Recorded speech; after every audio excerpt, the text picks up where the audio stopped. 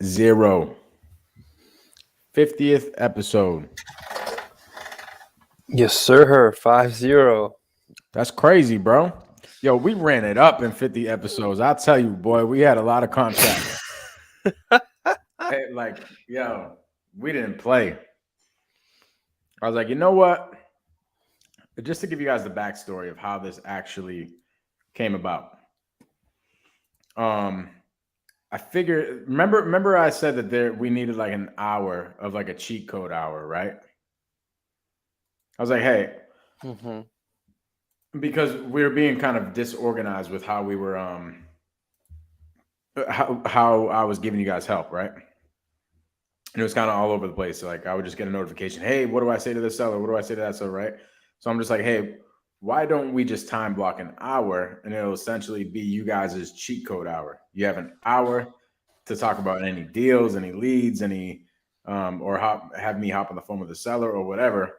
You have that hour to essentially have you know the cheat codes you used to have in like Grand Theft Auto. Yeah. That's what how to wholesale has been. But anyways, I'm like, yo, let's give y'all an hour cheat code to get freaking deals done. So look at us now, literally 50 episodes later. We've probably had like well over $100,000 in contracts. I'd be curious to. I'll ask Andrew that. Andrew tracks all that type of stuff, but I'll figure out from the day that we started how to wholesale how much money we made, and I guarantee it's well over 100 grand. Oh, definitely. So, what do we got today? I'm just sending out a text here for this guy real quick. Karen, But yeah. Yeah, I have someone I want to go over. I just have a question. There's this guy I spoke to, a seller lead. His situation is he's divorced and he's not living in the house anymore. He's living with his girlfriend, and his ex-wife is also not living in the house. Okay. Now the problem in his situation right now is he's going against his kids. The kids are living in the house. I asked if his yeah. The kids are living in the house. They're not paying anything up for the house. And he want to evict them. So he's going through the court process. Hold on, I gotta give you your flowers. Good job of getting the whole entire like. Who knows? He's probably more about the story, but that's a lot of pain that you just extracted, right? Like, good job. So there's this guy that's divorced that has his kids in there that isn't paying any type of rent, and he's like, obviously, I can't evict my kids. I just don't know what the heck to do. Yeah. Where's the and problem? now the problem is he's going through the eviction process, and the kids are not appearing on court, so the process gets delayed every time. Oh, wait, he is evicting his kids. Hey, you're ruthless. This guy's a gangster. He's like, get the hell out of here. I already gave you life. Yo, this guy's a gangster. I mean, at the end of the day, it's like shit. You know? Yeah. Here's the thing for me. And I'm not even a parent, so who am I to say? But at the end of the day, I think it's important to, not give your kids a crutch. Because if you give your kids a crutch, then they're just gonna be little spoiled bitches. So if they're gonna sit there and feed off of the parents and literally live rent free for the rest of their freaking life, then it results in them being little spoiled bitches. So at the end of the day, I respect this guy. Karen, where is this property? Okay, I'll put in the private chat. I actually talked to him and his girlfriend earlier. And you got the girlfriend on the phone? Yeah, they both were. Good job. Yeah. Today was supposed to be a track back call. Yeah. Because the last time I called him, he was going to the court. He was on his way to the court. And then, yeah, earlier today, I talked to him and nothing's moving because the kids weren't appearing on the court. And today he was also in a rush. So the kids didn't go to court. Yeah. Got it. What does he want for the property? He wants to sell it, and he just want to sell it and just Or get what does rid he of want it. for a price? I didn't get into the price yet because the last time we spoke, and even today, he was very much in a rush, and even the girlfriend was kind of like in a hurry. That's why he he like intervened on our call. So I would check back with him in the next week and see how things are going, and then I would go with Okay. the price, the So, timeline, and everything. And so what's your question? the question is, what help could we provide for this certain lead? Great freaking question. Okay. Um, so I'll just give you some advice for the next call, right? We understand his situation, but there's a little bit more that we got to figure out. We got to figure out if the ex-wife, is she on the deed and on the mortgage? Okay. So we got I to didn't ask that, but I asked him if he is on the deed, and he said he is the one who owns the property. love it. So here's the thing: in a divorce situation, if both parties are on the deed, both parties, actually not even just in divorce, but any situation, if there's two people on a deed, they both have to be in an agreement to sell. And they both have to sign off on the purchase and sale agreement and closing docs and everything, right? So, what I would do, what's the guy's name? Manny.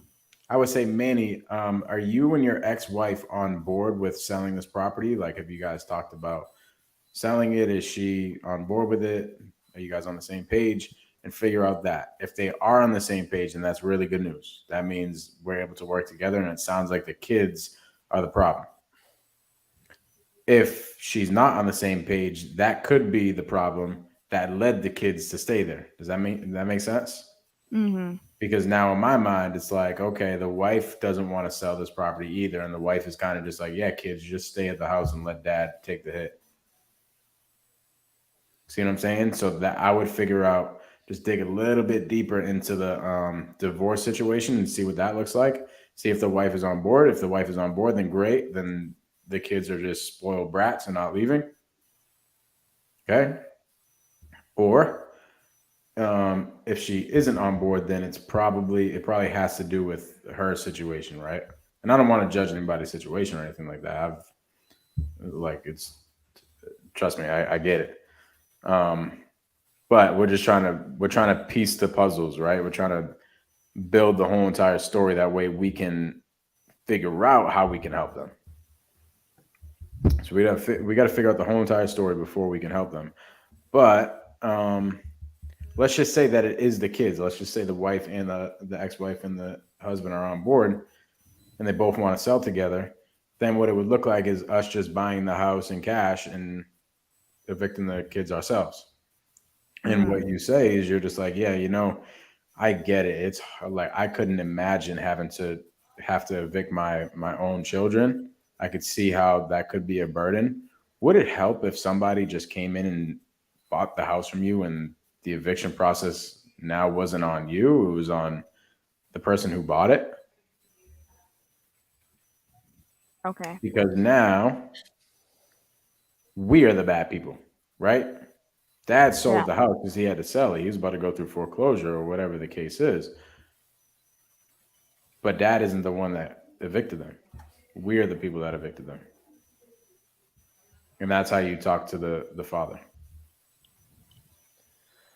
That's if Got it. that's the problem. But I have a funny feeling that it's the first thing that I said. I have a funny feeling that the ex-wife isn't on board, right? It sounded like you were talking to the husband and the girlfriend, right? Mm-hmm. Now there's an Yeah. ex-wife that's not even in the picture that we have no idea how she feels about the situation. If she's on the deed, um, then she has a say in it, and that could be the underlying problem. And then we have a different problem to solve. Okay. So that's what I would figure out on the next call. Cool. And if Got you it. have trouble with it, push it up to me and I'll give him a call. Yeah. Does that help? Yeah. What were you thinking before we just had that conversation? What were you thinking was the best solution? I was thinking the same thing as well. Um, what I thought that we could also like help him through the eviction process before buying the house, but it's good that you said that we could buy the house and have Mhm. ourselves evict them and have him just stay away in that situation anymore. Get away in that situation, yeah. Yeah, so it looks like she is on the deed. Ooh, it looks like it's in a trust, a family trust owned by her and the husband, which means the kids could be in charge of that trust. That's interesting. Yeah, I would figure out where the ex-wife is at, and then we'll go from there. Okay. Sooner than later, because now we know we need newer information, right? Mm-hmm. Yeah. Rather than just how the court case is going. Got it. Love it. Any more questions? That's it so far. Cool. Felipe, what do you got, bro? Yeah, I don't really have any questions today. Kind of getting the gist of everything. Other Do than both. that, Let's give a yeah, recap of how to wholesale, bro. I was about to say for my last episode for this season, I just want to say like how if I was me watching, if I was me getting into this, what would I actually do? Because everything I did was I like that everything I did, I wouldn't go back because it led me to here. But if I had to change my course, Mm-hmm. definitely, you have to reach out to people that are doing business in your area, in your market. It's for you starting off by yourself. It's possible, yes, but why go through all those learning curves by yourself? Just talk to someone, figure it out, let them teach you because it could take me an hour to figure something out when I can just go and ask a question like, "Yo, Mike, what I gotta do here?" And then boom, I have the answer and keep going. So really focus on networking. Social media groups, Facebook. Just provide value. Go out there and just ask if anyone need. Hell, just go over there and say, hey, I'm looking to learn. I'll do free labor. Whatever you need me to do. I just want to learn. Pay me in knowledge. You know what I mean? And that people will see that and will know that that guy's like serious. And then you obviously have to show it. You can't just be lazy all the time. But that is what I would do, and that's what I did. But is what I would do in the very beginning when I started. Just start texting people, start putting my name out there, let them know that I'm interested in doing business and interested in helping others. That's really, really good, bro. Just a background story. I want to say two things. Background story to how me and Felipe ended up linking up. I put like a free list, like a free skip trace list on Facebook, like on one of the Facebook groups, the local Facebook groups. And dude, out of everybody, like nobody really hit me up. Some people use it, some people like the post or whatever, but nobody really direct messaged me. Felipe direct messaged me and said, "Yo, bro, that was dope what you did. Like, I don't see anybody giving value like that. That's what's up." And I was like, "Hell yeah, bro, go crush that list. Go create some chaos in your business or whatever the hell I said, right?" And Felipe at that point ended up probably using the list. I don't know if he used that list exactly, but all I knew is from there, like weeks and weeks after that, Felipe kept coming to me with sellers because I told him, like, bro, if you need any help talking to your sellers or anything like that, just feel free to give me a shout. I got you. And Felipe would keep coming back. He would come back with a seller with a situation and be like, dude, what the hell do I do here? I don't know what to do here. Can you call the seller or whatever? Right. And I'm like, damn, homeboy isn't playing. Like, homeboy just keeps taking action. Right. Yep. But at the end of the day, he was like, dude, I don't know. I'm not talking to enough sellers. I'm not gaining enough traction or whatever the case is. So I was like, dude, why don't you just come on the team? and call sellers. We have too many leads, right? And from there, that's where our relationship in business kind of started. But it was the fact that Felipe kept coming to me with problems, and Felipe probably understood one thing. And this is the second thing I want to say. Felipe understood that bringing somebody value is much more different than asking somebody, how do I bring you value? You know what I'm saying? Yeah. It's a very, very awkward question. And as I keep putting myself out here on YouTube and Instagram and stuff more, I love interacting in the comments. Like, it's freaking great. I answer every single DM. I literally time block like an hour out of my day every single day to answer everybody, answer every comment, answer every message. Like, I love talking to y'all. But I have people that literally ask this question, hey, bro, this is amazing. How do I bring you value? And I literally sit there. I just don't know what to say. It's awkward. You know what I'm saying? Like, it's a weird thing to ask. Yeah. What am I supposed to say to that? I don't know. You see what I'm saying? So Felipe, instead of asking like when I gave Felipe the list, I don't ever remember you even asking that question. Felipe just knew, okay, homeboy said, yo, bring some freaking chaos about your business to me and I'll help you solve the problems. AKA, I know we're probably going to end up JVing on a deal at some point. Yep. You see what I mean? And Felipe knew that. So Felipe kept bringing opportunities for problems for me to solve. And that's what kept Felipe in my world and me and Felipe's world. So instead of Felipe asking, hey, bro, how the hell do I bring you value? Felipe just brought the value. Exactly. Yeah, I just thought about it like I know the very bare bones basics of what to do, and that's just to talk to people. If I can, and then at the time I knew Mike told me he can help me. So I said, if I'll just talk to somebody, and if I just don't know what to do, I'll send it to him and he'll just guide me, for my next steps. And that's what I just kept doing and kept doing. And Mike saw that I was, consistent with that. And that's how we just started. So anyone else out there, literally just go out there, talk to people, find someone in your local market that's doing something that you like to do. This doesn't have to do with wholesaling, just literally life, business, and just go up to them and just introduce yourself.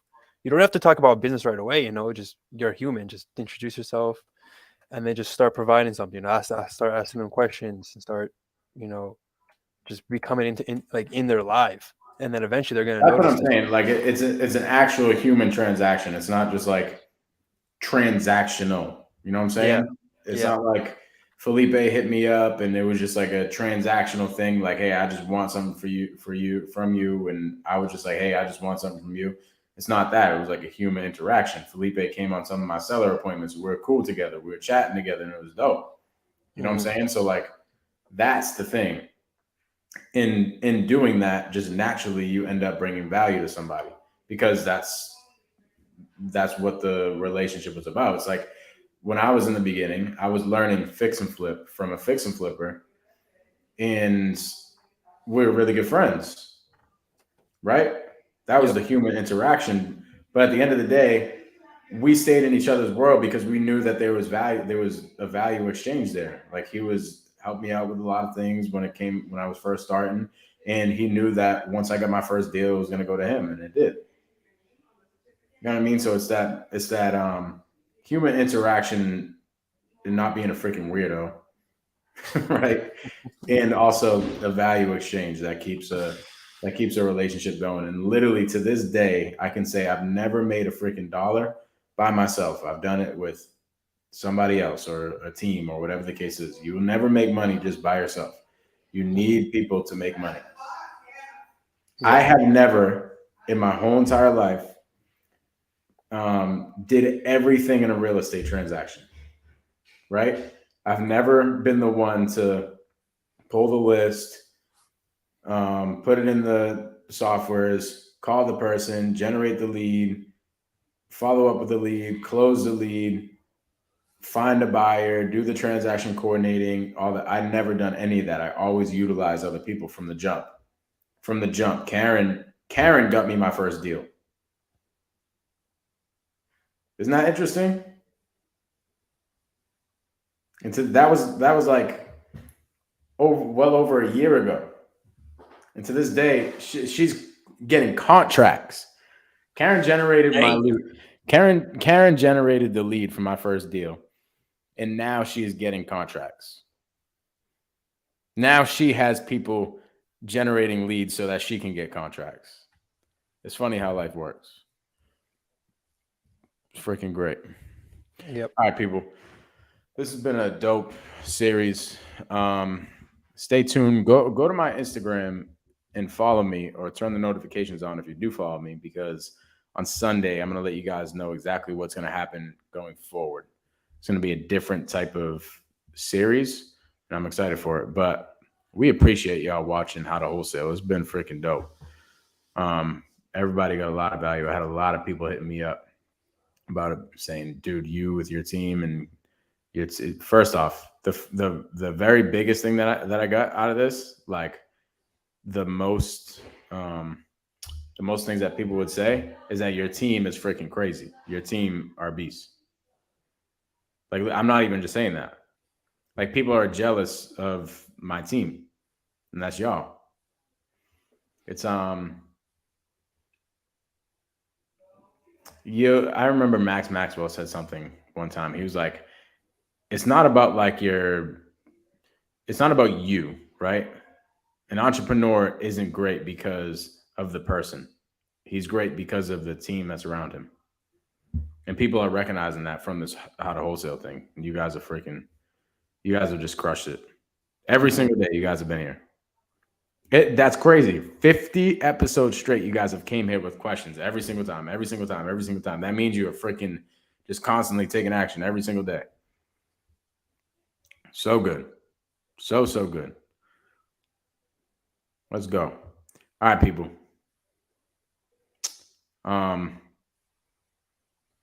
Please like the video and subscribe to the channel. We appreciate y'all watching How to Wholesale. Also, go follow Felipe on Instagram. Go follow Karen.